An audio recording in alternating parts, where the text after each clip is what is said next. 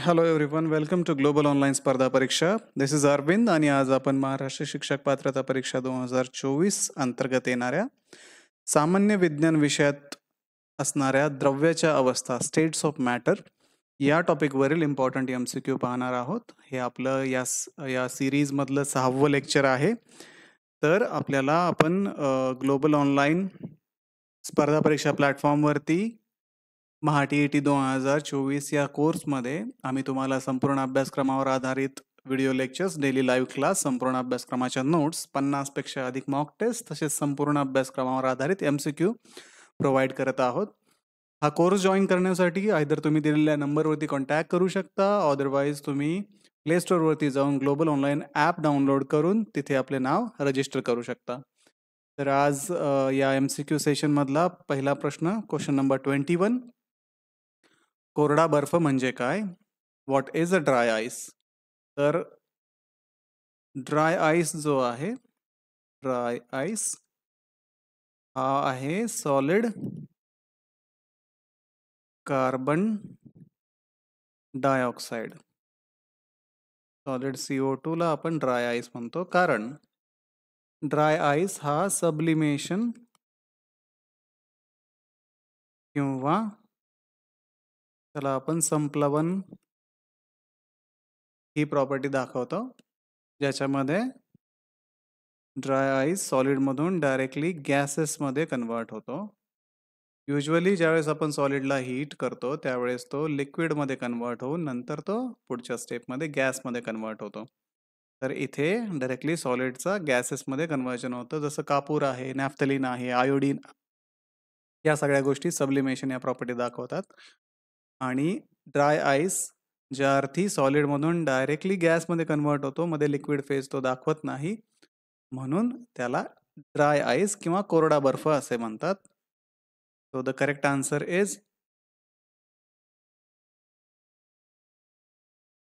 घन carbon dioxide, solid carbon dioxide. Question 22. The smallest particle of an element that retains all the property of that element is called. आता हे आपण मूलद्रव्याचे वर्गीकरणमध्ये पाहिलं होतं. I think ते lecture असेल दुसऱ्या लेक्चरमध्ये आपण पाहिलं होतं. त्याच्यामध्ये सांगितलेलं आहे की अणू जो आहे हा एलिमेंटचा सगळ्यात छोटा पार्ट आहे आणि त्या एलिमेंटच्या सगळ्या प्रॉपर्टी हा त्या एलिमेंटचा अणू रिप्रेझेंट करतो किंवा तो ॲटम रिप्रेझेंट करतो. तर मूलद्रव्यांचा सगळ्यात जो छोटा पार्टिकल आहे त्याला आपण अणू म्हणतो. त्याच्यानंतर मॉलिक्यूलचा किंवा कंपाऊंडचा किंवा संयुगांचा जो सगळ्यात छोटा पार्ट असेल किंवा छोटा पार्टिकल असेल त्याला आपण रेणू म्हणतो. हे मूलद्रव्यांच्या बाबतीत आहे.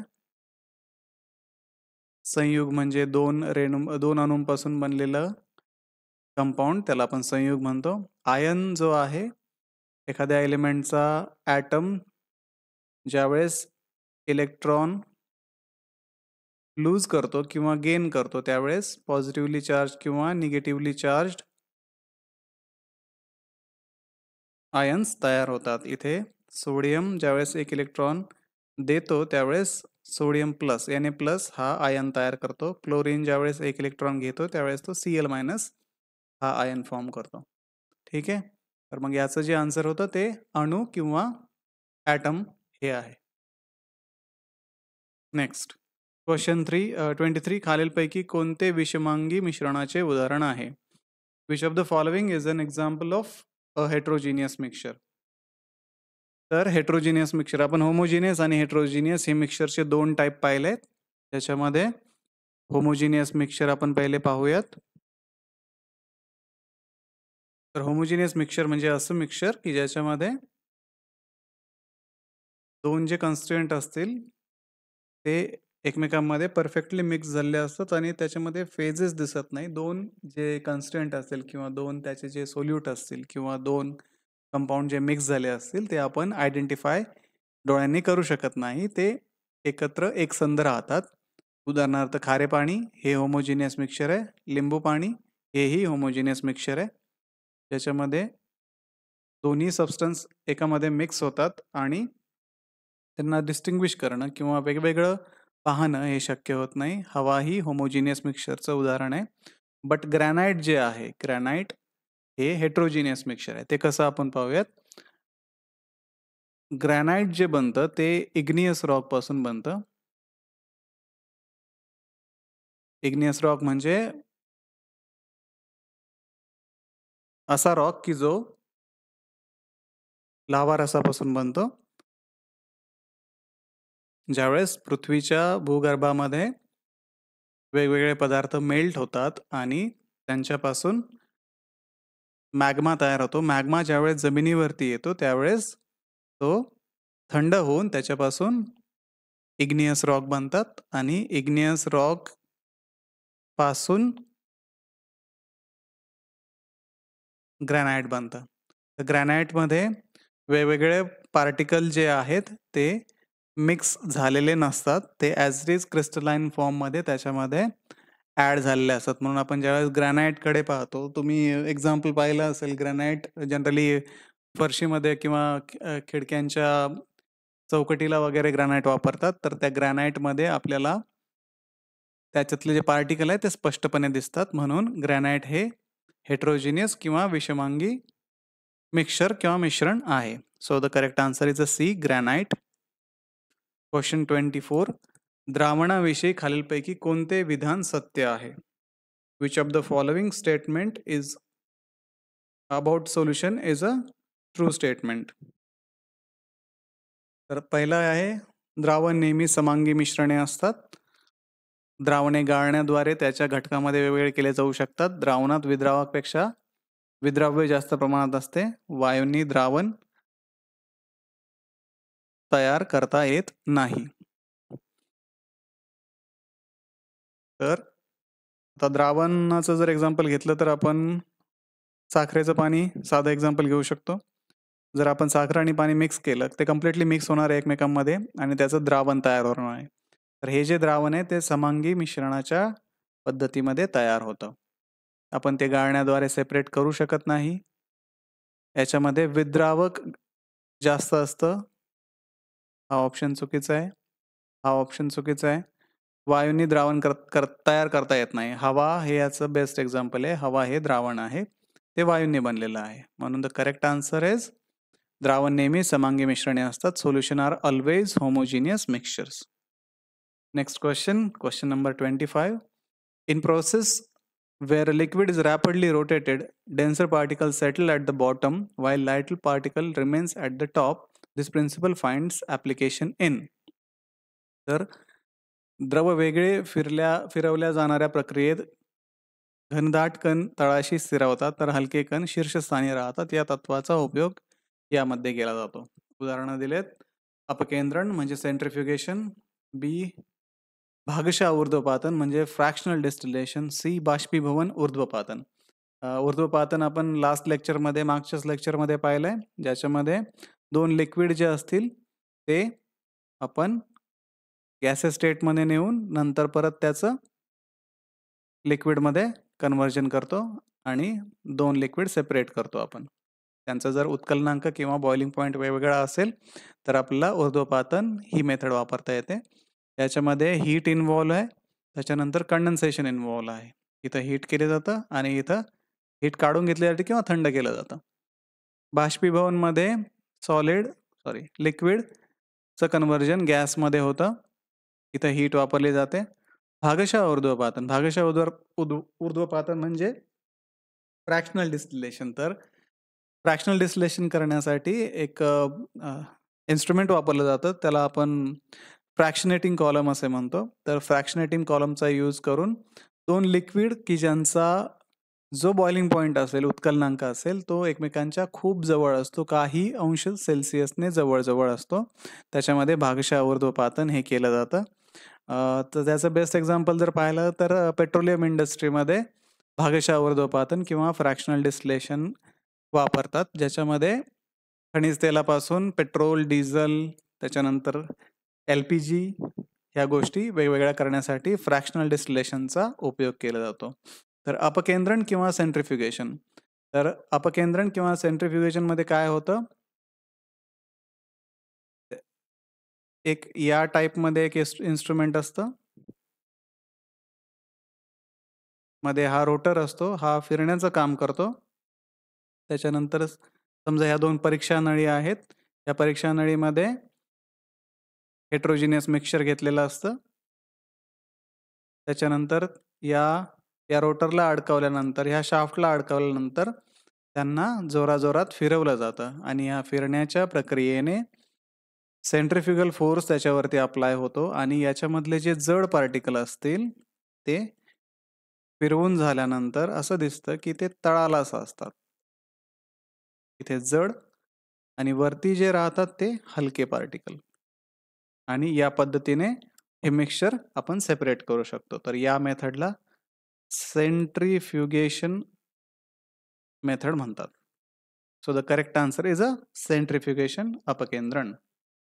पुढचा प्रश्न पाहूयात. प्रश्न क्रमांक 26. पाण्याच्या तीनही अवस्थांमध्ये बर्फ, द्रव आणि वाफ रासायनिक रचना.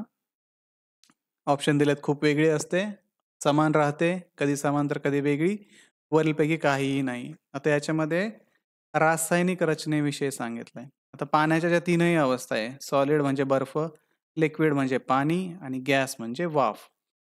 तर याच्यामध्ये जे बदल होतात, आता बर्फ हा सॉलिड आहे,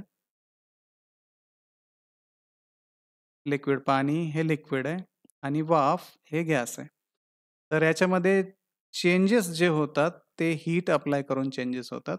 हे चेंजेस होण्यामध्ये बर्फामध्ये जर पाण्याचं रासायनिक सूत्र आपण पाहिलं तर H2O आहे, पाण्यामध्ये H2O आणि वाफेमध्ये H2O.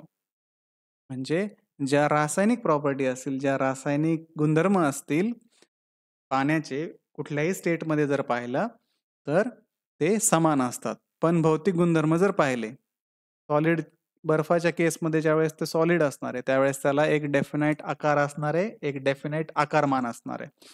लिक्विडच्या केसमध्ये जर पाहिलं तर त्याला डेफिनाइट आकारमान असणार आहे, पण आकार हा त्याचा फिक्स नसणार आहे. आकार त्याचा कंटेनरमध्ये टाकल्यानुसार बदलणार आहे. तुम्ही ज्या गोष्टीमध्ये ते ओताल त्या गोष्टीचा ते आकार घेईल, पण त्याचं व्हॉल्यूम किंवा आकारमान हे प्रत्येक वेळेस सेम राहील. पण वाफेचं जर एक्झाम्पल घेतलं तर त्याला आकार आणि आकारमान दोन्हीही फिक्स नसणार आहेत. म्हणून याचे जे रासायनिक गुणधर्म आहेत ते सेम राहतात. पण भौतिक गुणधर्म हे सेम नसतात किंवा डिफरंट असतात. तर मग आता पाण्याच्या तीनही अवस्थांमध्ये रासायनिक रचना जी असणार आहे ती समान राहणार आहे. So the correct answer is remains same, option B. Question 27. खालीलपैकी कोणता वायूचा गुणधर्म नाही? तर वायूविषयी आपल्याला पाहायचंय. इथं आकार, आकारमान, प्रसाराचा दर, वायूंचे कण यादृच्छिक गतीच्या स्थितीत असतात असं म्हटलंय. तर वायू, ज्यावेळेस आपण वायू कन्सिडर करू त्यावेळेस कंटेनरमध्ये ज्यावेळेस एखादा वायू असेल त्यावेळेस त्याचे कण हे त्या कंटेनरमध्ये डिस्ट्रीब्यूट झालेले असतात किंवा डिफ्यूज झालेले असतात. तर वायूंचा आकार हा जर आपण पाहिलं, सपोज एवढाच वायू आपण दुसऱ्या एखाद्या कंटेनरमध्ये शिफ्ट केला तर त्या वायूचा आकार त्या कंटेनर सारखा होणार आहे. म्हणजे याचा आकार हा निश्चित नसणार आहे. वायूंची निश्चित gases have no definite volume. तर वायूंना पाहिजे तर वायूंना निश्चित आकारमान नसते. तर याच्यामध्ये जर पाहिलं आपण या कंटेनरपेक्षा आपण छोटा कंटेनर घेतला, सपोज या कंटेनरचा आकारमान असेल 500 ml, याचा असेल 250 ml. त्यावेळेस तुम्ही तो याच्यामध्ये शिफ्ट कराल तर 500 ml गॅस हा याच्यामध्ये अकोमोडेट करणं किंवा सेट करणं किंवा भरणं हे शक्य आहे. म्हणून वायूंना निश्चित आकारमान नसते. हा ऑप्शन बरोबर आहे. म्हणजे हे स्टेटमेंट बरोबर आहे. ऑप्शन आपण याचा बघूयात नंतर. वायूच्या प्रसाराचा दर जास्त असतो. आता समजा तुम्ही एखाद्या सरफेसवरती इथे सॉलिड ठेवलंय, त्याच्यानंतर लिक्विड इथं ओतलंय आणि इथं तुम्ही गॅस सोडलाय. तर या केसमध्ये हा सॉलिडचा जो प्रसार आहे आपोआप दुसरीकडे शिफ्ट होणं किंवा वातावरणामध्ये शिफ्ट होणं पॉसिबल नाहीये, कारण त्याचा डेफिनेट आकार आहे. इन केस ऑफ लिक्विड हे थोड्या अंतरावरती याचा प्रसार होऊ शकतो. म्हणजे थोडं ओतल्यानंतर हे बाजूला पसरू शकतं. पण गॅस हा या एकाच ठिकाणी साचून राहणार नाही. ज्या रूममध्ये तुम्ही आहात, सपोज या रूममध्ये आहात, तर इथे ठेवलेला गॅस हा पूर्ण रूममध्ये पसरणार आहे किंवा त्याचा प्रसार होणार आहे. म्हणजे हे स्टेटमेंट जे आहे ते हे बरोबर आहे. आणि वायूंचे कण हे यादृच्छिक गतीच्या स्थितीत असतात. याला आपण रँडम मोशन म्हणतो. रँडम म्हणजे त्याचे अणू हे शक्य त्या दिशेला मूव्ह होत राहतात.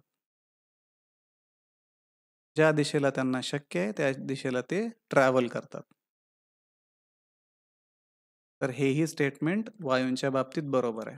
म्हणून या क्वेश्चनचा जो करेक्ट आन्सर असणार आहे तो असणार आहे ए, वायूंचा आकार निश्चित नसतो. हे एवढं स्टेटमेंट हे बरोबर आहे, कारण gases have a definite shape हे स्टेटमेंट ही गॅसची प्रॉपर्टी नाहीये, वायूचा गुणधर्म नाहीये. करेक्ट आन्सर इज ए, वायूंचा आकार निश्चित असतो. Gases have a definite shape.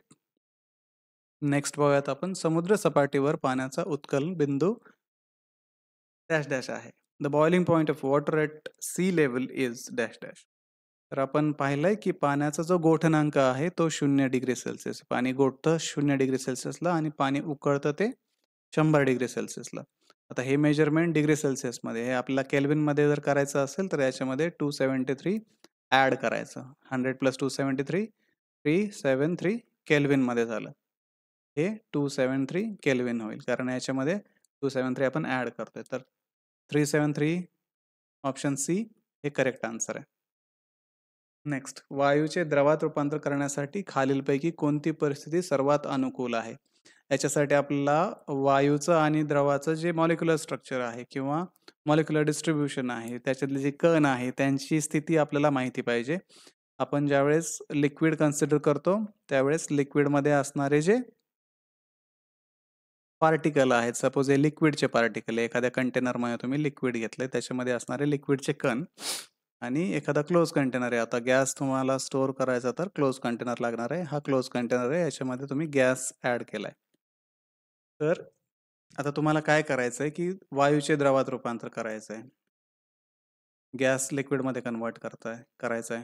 Suppose हा आहे गॅस, हा आहे लिक्विड. तर तुम्हाला इकडनं इकडं जायचं आहे.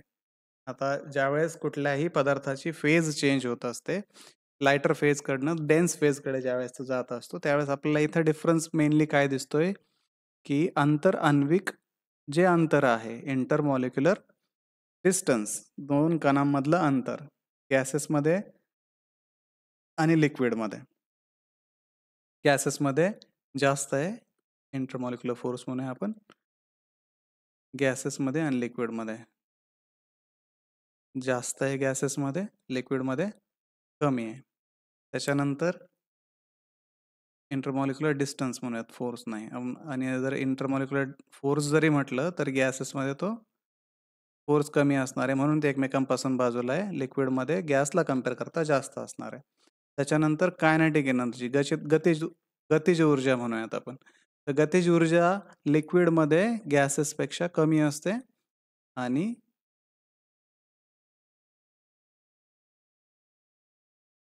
लिक्विडमध्ये कमी असते आणि गॅसेसमध्ये जास्त असते.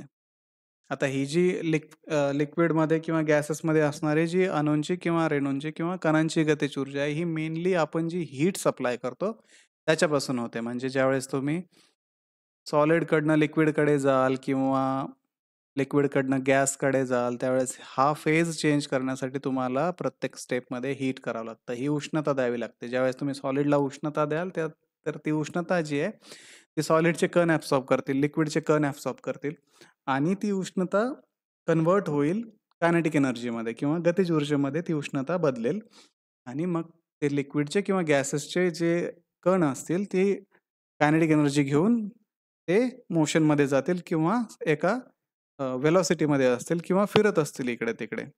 तर जर कायनेटिक एनर्जी जास्त असेल तर त्यांची जी मोशन आहे, त्यांची जी फिरण्याचा जो वेग आहे तो जास्त असणार आहे. ज्या अर्थी त्यांचा वेग जास्त आहे त्या अर्थी ते एकमेकांपासून दूर जात आहेत. तर मग आपल्याला काय करायचं, याच्या उलटं करायचं आहे. आपल्याला कायनेटिक एनर्जी कमी करायची आहे. लिक्विडमध्ये कायनेटिक एनर्जी कमी करायची आहे. त्याच्यानंतर इंटरमॉलिक्युलर फोर्स तुम्हाला वाढवायचा आहे आणि डिस्टन्स सुद्धा कमी करायचं आहे. आता ज्यावेळेस तुम्ही याच्यावरती प्रेशर अप्लाय कराल, ज्यावेळेस तुम्ही याच्यावरती प्रेशर अप्लाय कराल त्यावेळेस काय होईल, हे जे डिस्टन्स आहे दोन्ही कणांमध्ये असणारा डिस्टन्स ते कमी कमी होत जाईल. त्याच्यानंतर त्याची जी कायनेटिक एनर्जी आहे ती पण कमी होईल. आता आपण ज्यावेळेस हीट करतो त्यावेळेस कायनेटिक एनर्जीमध्ये ती हीट कन्वर्ट होते. ज्यावेळेस आपण त्याला थंड करू त्यावेळेस काय होईल, कायनेटिक एनर्जी त्याची कमी होईल आणि ती हीटच्या स्वरूपात बाहेर पडेल. म्हणजे ज्यावेळेस तुम्ही याला प्रेशर द्याल आणि याचं टेम्परेचर कमी कराल त्यावेळेस आपोआप हे डिस्टन्स दोन्हींचं कमी होईल, दोन कणांमधलं कायनेटिक एनर्जी कमी होईल आणि जवळ आल्यामुळे दोन कण एकमेकांच्या त्याच्यामध्ये हा इंटरमॉलिक्युलर फोर्स किंवा त्याच्यामध्ये जो अट्रॅक्टिव्ह फोर्स असणार आहे दोन कणांना एकमेकांसोबत जोडणारा तो वाढेल आणि गॅसचं कन्व्हर्जन लिक्विडमध्ये होईल. सेम तुम्ही सॉलिडच्या बाबतीतही करू शकता, लिक्विड टू सॉलिड. म्हणजे काय केलंय आपण, उच्च दाब वाढवलाय आणि टेम्परेचर कमी केलंय. So the high pressure, low temperature is the correct answer for this question. Option A, उच्च दाब कमी तापमान योग्य उत्तर आहे. नेक्स्ट, खालीलपैकी कोणत्या पदार्थाच्या मुख्य अवस्था आहे? हा सगळ्यात सोपा प्रश्न आहे. लिक्विड, सॉलिड आणि गॅस ह्या पदार्थाच्या अवस्था आहे. द्रव, घन आणि वायू. इथे आय थिंक खालीवर झालंय. मराठीमध्ये जो दिलाय त्याचा ऑप्शन बी आहे, इंग्लिशमध्ये त्याचा ऑप्शन सी झाला आहे. इथं लक्षात असू द्या, द्रव, घन, वायू ह्या पदार्थाच्या 3 अवस्था आहे. नेक्स्ट, खालीलपैकी कोणता पदार्थ द्रावणात मोठ्या प्रमाणात असतो? आपण द्रावण पाहिलंय, सोल्युशन कशापासून बनलेलं असतं? सोल्यूट पासून बनतं आणि सॉल्व्हंट पासून बनतं. सोल्यूट म्हणजे विद्राव्य आणि द्रावण, विद्राव्य आणि विद्रावक. आपण नेहमी जो एक्झाम्पल घेतोय साखर आणि पाणी, ज्यावेळेस तुम्ही 1 ग्लास पाण्यामध्ये 1 चमचा साखर ओतता त्यावेळेस साखरचं प्रमाण कमी असणार आहे, पाण्याचं प्रमाण जास्त असणार आहे. मग याच्यामध्ये हा झाला सोल्यूट, विद्राव्य तो कमी असणार आहे आणि विद्रावक म्हणजे सॉल्व्हंट हा जास्त असणार आहे. तर मग which of the following substance is present in a large quantity? जास्त प्रमाणात कोण असणार आहे? सॉल्व्हंट असणार आहे, विद्रावक असणार आहे. Option B. Next question number 32. CO2 चे सहज द्रवीकरण आणि अगदी घनरूप होऊ शकतो कारण CO2 can be easily liquefied and even solidified because. मागच्याच क्वेश्चनमध्ये आपण पाहिलंय का की सॉलिडमध्ये एक्झिस्ट करण्यासाठी कंडिशन काय आहे? Intermolecular distance, intermolecular force, kinetic energy. तर हा जो 2 कणांना बांधणारा फोर्स जास्त असेल, आकर्षण 2 कणांमधलं जर जास्त असेल तर त्या पदार्थाला टेन्स फेजकडे नेणं किंवा घन अवस्थेकडे नेणं सोपं असतंय. इंटरमॉलिक्युलर डिस्टन्स ज्यावेळेस कमी होईल, कायनेटिक एनर्जी ज्यावेळेस कमी होईल, या 2 गोष्टीमुळं कण एकमेकांच्या जवळ येतील आणि त्यांचा जो अट्रॅक्टिव्ह फोर्स आहे तो वाढेल आणि दोन्हीमध्ये असणारा अट्रॅक्टिव्ह फोर्स वाढल्यामुळं त्याला सॉलिडिफाय करणं आणि सॉलिडिफाय करणं हे सहज शक्य आहे. तर मग याचं जे उत्तर आहे, it has weak force of attraction, it has comparatively more force of attraction than other gases. Option B, इतर वायूपेक्षा तुलनेने अधिक आकर्षण शक्ती आहे. हा ऑप्शन बरोबर आहे, ऑप्शन बी. Question number 33. खालीलपैकी कोणत्यामध्ये सर्वाधिक गतिज ऊर्जा असते? आता गतिज ऊर्जा हे कशाचं मेजर आहे? जेवढं आपण हीट सप्लाय करतो तेवढी गतिज ऊर्जा वाढते. आपण बऱ्याचशा वेळेस पाहिलंय सॉलिड लिक्विड गॅसकडनं आपण हीट देत जातो. कायनेटिक एनर्जी वाढत जाते. इन्क्रीज होत जाते सॉलिडकडनं गॅसेसकडं. तर मग आता पाण्याविषयी इथं सांगितलंय. 0 डिग्री सेल्सिअस तापमानावरती बर्फाचे कण. आता बर्फ सॉलिड सॉलिड फॉर्ममध्ये असणार आहे. तर सॉलिड फॉर्ममध्ये कायनेटिक एनर्जी सगळ्यात कमी असते. त्याच्यानंतर दुसरं दिलं आहे 0 तापमानावर पाण्याचे कण. तर 0 तापमान आहे, तापमान कमी आहे, कायनेटिक एनर्जी कमी आहे. 100 डिग्री सेल्सिअस तापमानावरती पाण्याचे कण. आता तुम्ही म्हणाल की 0 डिग्री सेल्सिअसवरती पाण्याचे कण कसे शक्य आहेत? तो तर बर्फ व्हायला पाहिजे. पण आपण जर प्रेशर चेंज केलं याच्यामध्ये तर ते लिक्विडच्या फॉर्ममध्ये एक्झिस्ट होऊ शकतात. तसंच याच्यामध्ये जर आपण 100 डिग्री सेल्सिअसला जर पाण्यावरती प्रेशर अप्लाय केलं तर त्या लिक्विडचं गॅसेसमध्ये जाणं पॉसिबल नसतं ज्यावेळेस प्रेशर अप्लाइड असतं त्यावेळेस. म्हणून 100 डिग्री सेल्सिअसला पाणी एक्झिस्ट करू शकतं जर त्याच्यावरती प्रेशर असेल तर. आणि ऑप्शन डी 100 डिग्री सेल्सिअस तापमानावरती वाफेचे कण. आता याच्यामध्ये एक तर टेम्परेचर जास्त आहे प्लस फेज जो आहे किंवा अवस्था जी आहे ती गॅस किंवा वायू स्वरूपातली आहे. तर आपण पाहिलंय की वायूमध्ये गॅसेसमध्ये कायनेटिक एनर्जी ही सर्वात जास्त असते. तर मग सर्वात जास्त गतिज ऊर्जा कशात असणार आहे? 100 डिग्री सेल्सिअस तापमानावरती वाफेचे कण particles of a steam at 100 degree Celsius is the correct option. Option D. Next, question 34. खालीलपैकी कोणत्या परिस्थितीत आपण खोलीच्या तापमानावर पाणी उकळू शकतो? तर आपल्याला पाणी उकळवायचंय ते पण खोलीच्या तापमानावरती. तर पाणी उकळवण्यासाठी कंडिशन आपण लिक्विड टू गॅसेस ही घेतली. आता सपोज आपण लिक्विड टू गॅसमध्ये कन्वर्ट करतोय त्यासाठी आपल्याला लागणार आहे हीट.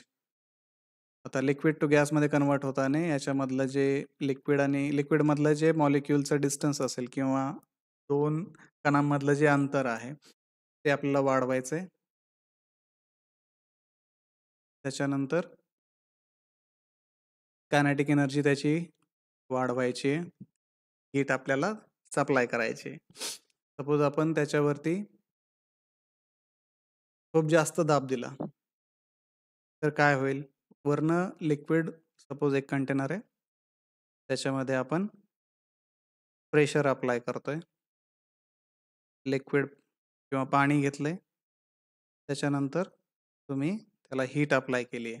तुम्ही हीट अप्लाय करताय पण वरनं प्रेशरही देताय. त्याच्यामुळं काय होईल? या लिक्विडच्या कणांमधलं अंतर एकमेकांपासून वाढणार नाही आणि अंतर वाढणार नाही म्हणजे लिक्विडचं गॅसमध्येही कन्व्हर्जन होणार नाही. हा ऑप्शन चुकीचा आहे. त्याच्यानंतर वातावरणीय दाब. तर वातावरणीय दाब जो आहे म्हणजे जे वातावरण आपला दाब जे पृथ्वीवरती किंवा पृथ्वीवरील प्रत्येक गोष्टीवरती वातावरणामध्ये असणाऱ्या हवेचा दाब जो पडतोय त्याला आपण वातावरणीय दाब म्हणतो. तर वातावरणीय दाब ज्यावेळेस असेल त्यावेळेस पाणी उकळायला जाऊ शकतं. त्याच्यानंतर उच्च दाब एक ऑप्शन दिलाय. त्याच्यानंतर उच्च दाब आपण दिला. आपण ऑलरेडी ते दोन्हीचा एकच अर्थ होईल उच्च दाब आणि खूप जास्त दाबाने. त्याच्यानंतर पहिला जो ऑप्शन दिलाय ऑप्शन ए त्याच्यामध्ये दिलंय कमी दाबावरती. म्हणजे आपण काय करतोय याच्या उलट प्रक्रिया करतोय. कंटेनर आहे, लिक्विड आहे आणि प्रेशर आपण कमी करतोय.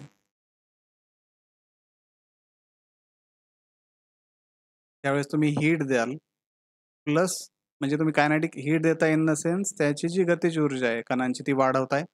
त्याच्यानंतर हीट देताना जे अंतर असणार आहे कणांचं ते तुम्ही वाढवताय. म्हणजे या दोन केसेसमध्ये कमी दाबावर आणि वातावरणीय दाबावरती. आता ज्यावेळेस तुम्ही वातावरणीय दाब कन्सिडर कराल तर कमी दाब हा वातावरणीय दाबाच्या जर कमी केला तर पाण्याला उकळणं लवकर शक्य होणार आहे. रूमच्या टेम्परेचरवरती जर पाणी असेल आणि तुम्ही त्याचा दाब त्याच्यावरचा जर कमी केला तर पाणी हे लवकर उकळण्यास मदत होईल. तर याचं करेक्ट जे आन्सर असणार आहे ते असणार आहे कमी दाबावरती ॲट लो प्रेशर, ऑप्शन ए.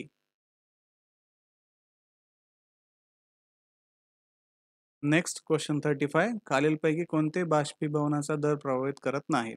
तर बाष्पीभवनाच्या रेटवरती कुठल्या गोष्टींचा इफेक्ट होत नाही याच्यामध्ये विचारलंय. तर वाऱ्याचा वेग. बाष्पीभवन आपण कशाला म्हणणार? ज्यावेळेस लिक्विड गॅसेसमध्ये कन्वर्ट होतं, लिक्विड टू गॅस, त्यावेळेस आपण त्याला बाष्पीभवन म्हणतो. तर लिक्विड टू गॅस होताना जर हवा जास्त असेल तर जो गॅस या सरफेसवरती हे पहा, हे लिक्विड आहे. ते तुम्ही उघडं ठेवलंय सपोज एका कंटेनरमध्ये आणि त्याला बाष्पीभवन होऊ दिलंय. बाष्पीभवन होताना काय होईल? हे लिक्विड मधले कण लिक्विड मधून बाहेर येतील आणि इथे जमा होतील. याला जर तुम्ही वाऱ्याचा वेग जास्त दिला तर काय होईल? हा गॅस इथनं बाहेर लवकर पडण्यास मदत होईल. म्हणजे जर तुम्ही वाऱ्याचा वेग वाढवला तर बाष्पीभवनचा पण वेग वाढतो. ठीक आहे. त्याच्यानंतर पृष्ठभागाचे क्षेत्रफळ. आता याच्यामध्ये हे कंटेनर घेतलंय. आता आपण दुसरं कंटेनर घेऊयात, मोठं कंटेनर. त्याच्यामध्ये तेवढंच लिक्विड टाकलं आणि त्याला बाष्पीभवनासाठी ठेवलं. आता याच्यामध्ये जर आपण हे बाष्पीभवनासाठी ठेवलं तर या लिक्विडचा जो पृष्ठभाग आहे तो याच्यापेक्षा वाढला आहे. म्हणजे इथे जास्तीत जास्त कण लिक्विडमधून बाहेर पडायला मदत होणार आहे. म्हणून या केसमध्येही बाष्पीभवनाचा दर वाढणार आहे. पृष्ठभागाचे क्षेत्रफळ जरी वाढले तरी बाष्पीभवनाचा दर हा वाढणार आहे. त्याच्यानंतर दिलंय तापमान. तर तापमान ज्यावेळेस वाढेल त्यावेळेस या लिक्विड मधल्या ज्या कणांची जी गतिज ऊर्जा आहे ती वाढणार आहे आणि त्यांना गॅसेस फॉर्ममध्ये किंवा वायू रूपात जाण्यास मदत होणार आहे त्याची. म्हणजे तापमान वाढलं, बाष्पीभवनाचा दर वाढतो. ऑप्शन डी म्हटलंय अविद्राव्य जड अशुद्धी म्हणजे इन्सोल्युबल हेवी इम्प्युरिटीज. तुम्ही त्याच्यामध्ये समजा इन्सोल्युबल हेवी इम्प्युरिटीजचं एक्झाम्पल घेऊ. पाण्यामध्ये तुम्ही 2 कंटेनर जरी ठेवले, एकामध्ये फक्त पाणी ठेवलं आणि दुसऱ्यामध्ये पाणी प्लस वाळू टाकली सपोज, जी पाण्यामध्ये डिझॉल्व्ह होत नाही.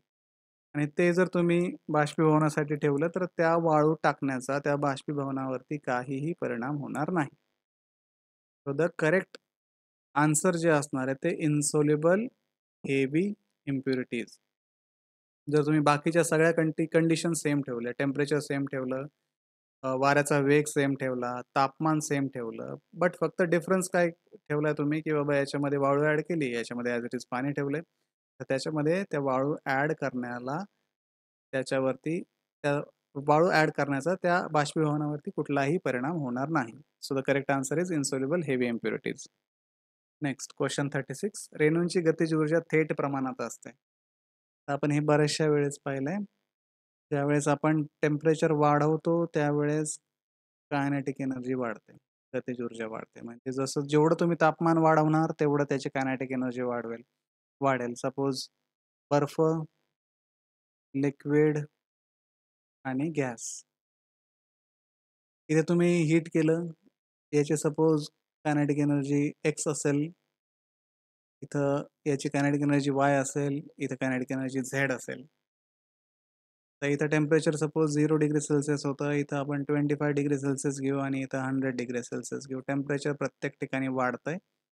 टेम्परेचर वाढतंय त्याच्यासोबत कायनेटिक एनर्जी सुद्धा वाढणार आहे, गतिज ऊर्जा सुद्धा वाढणार आहे. त्याच्यामुळे करेक्ट आन्सर जे असणार आहे ते टेम्परेचर किंवा तापमान हे असणार आहे. Next question number 37. आयोडीन उदात्तीकरणाने तयार होणाऱ्या बाष्पाचा रंग काय असतो? The colour of vapours formed on sublimation of iodine solid is. याचं जे योग्य उत्तर आहे ते जांभळा आहे, पर्पल, वायलेट. जर तुम्ही आयोडीनचे क्रिस्टल कापराप्रमाणे उघडे ठेवले तर त्या सॉलिडमधून त्याचं डायरेक्टली गॅसमध्ये कन्व्हर्जन होतं. त्याला आपण सबलिमेशन किंवा उदात्तीकरण किंवा संप्लवन असे म्हणतो. तर ज्यावेळेस ह्या वेपर्स तयार होतात त्या जांभळ्या कलरच्या वेपर्स तयार होतात. नेक्स्ट, सर्वात जास्त बाष्पीभवन दर असलेला पदार्थ टिंबटिंब आहे. तर उदाहरणं दिलेत पेट्रोल, ॲसिटोन, पाणी, अल्कोहोल. जर तुम्ही हे 4 पदार्थ जर बाष्पीभवनासाठी पेट्री डिशमध्ये किंवा प्लेटमध्ये ठेवले, तर त्याच्यामध्ये पाणी हे सगळ्यात उशिरा बाष्पीभवन होणार आहे. त्याच्यानंतर पेट्रोल आहे. त्याच्यानंतर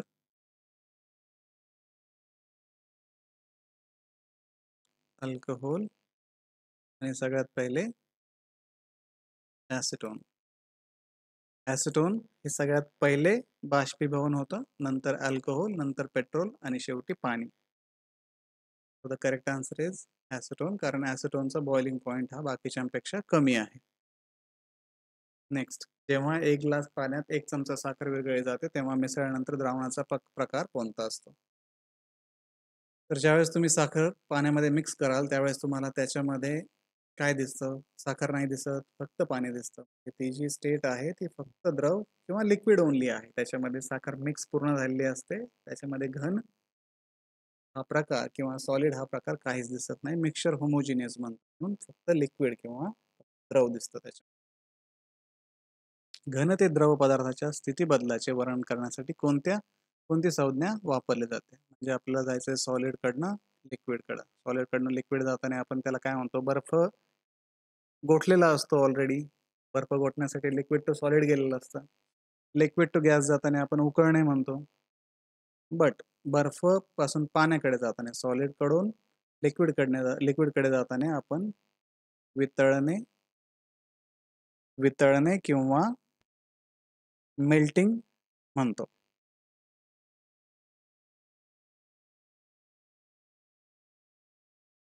so the correct answer is melting.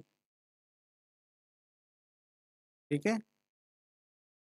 तर हे होते आजचे क्वेश्चन्स. अशा प्रकारे आजचं सेशन आपण कंप्लीट केलेलं आहे.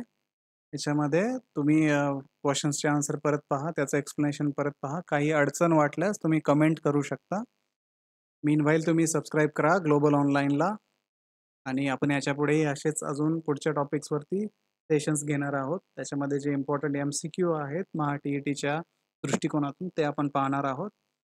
कोर्स जॉईन करण्यासाठी तुम्ही दिलेल्या नंबरवरती कॉन्टॅक्ट करा किंवा प्ले स्टोअरवरून ॲप डाउनलोड करा ग्लोबल ऑनलाईन, आणि त्याच्यामध्ये तुमचं नाव रजिस्टर करा. थँक्यू.